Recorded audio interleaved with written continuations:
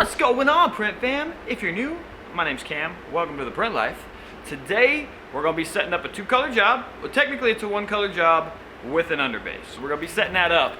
And I am testing out a new modification to a pre-registration system. I've been messing around with pre-registration systems for forever. Never quite hit the nail on the head. Let's see if I can do it today.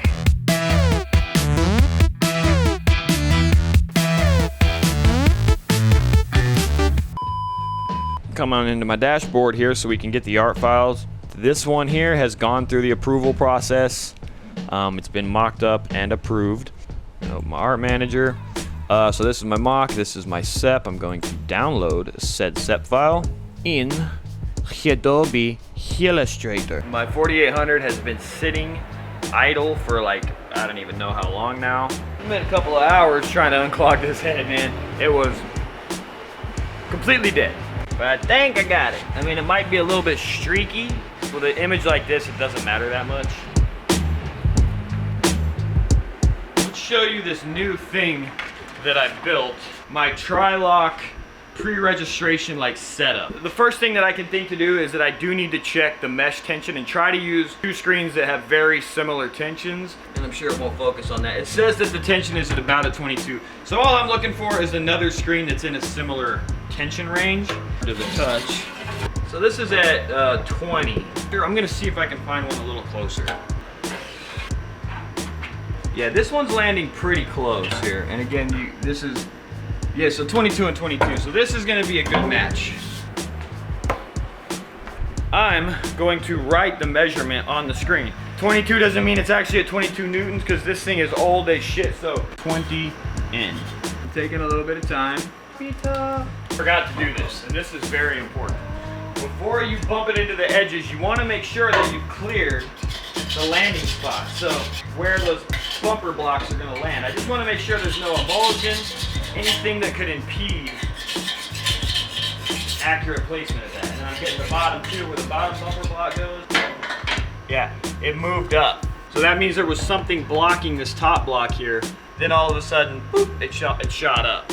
And if you really want to get anal retentive about it, you can grab your hoop and just double check that you're in. Like this screen's done, so I can bounce this out, and we'll move on to the next one. So that's my base. I'm trying to keep my edge flat too, just so that I'm doing the thing.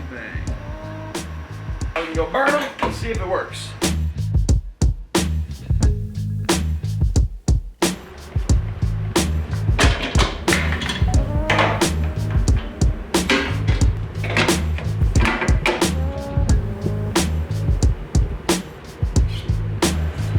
Oh, and don't forget to push the like, punch that subscribe, and ding that bell because it helps me a lot.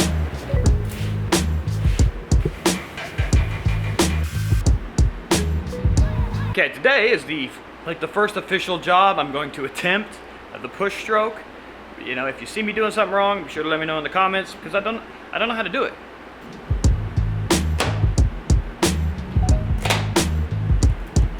See the lines through there, but we're gonna try this out on a t-shirt real quick.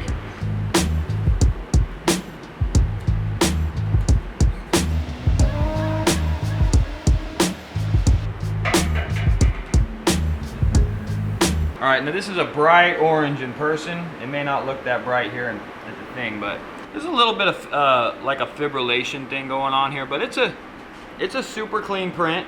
It's in registration first time, which is super exciting. So that's kind of game-changing for me.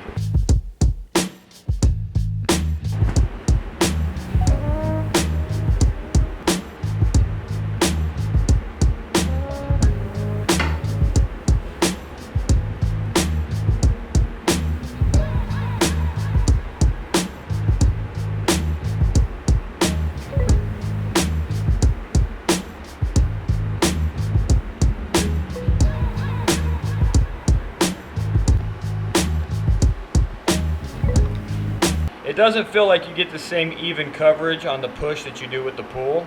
Looks like we got the registration system to work. That is super duper duper exciting. Because I've been trying to get the thing to work for like 2 years, messing with it off and on, a couple days here, a couple days there, but we got it. As far as with the push stroke, It works fine for single color stuff, but what I'm finding for me personally, especially when I did the top color on top of an underbase, is like, you know, I had my flashes nice and low, my temperatures were low, but I was still getting this weird fibrillation. It feels like I'm personally not able to control the flow of ink as well. And I did also notice on the push with the top color, it was shinier. I don't know, maybe it was just the ink I have, I don't know. But that's a little bit discouraging. Remember, I just set up a Patron account. So head over to Patron/Cam Earven, that's Cam, C-A-M, E-A-R-V-E-N. Patrons are getting 2 live shows and 2 behind the scenes, super in-depth, more personal vlogs every single month. And for the next 30 days, the top tier patrons are getting one of these badass little splatters enamel pins. It's pretty awesome, man.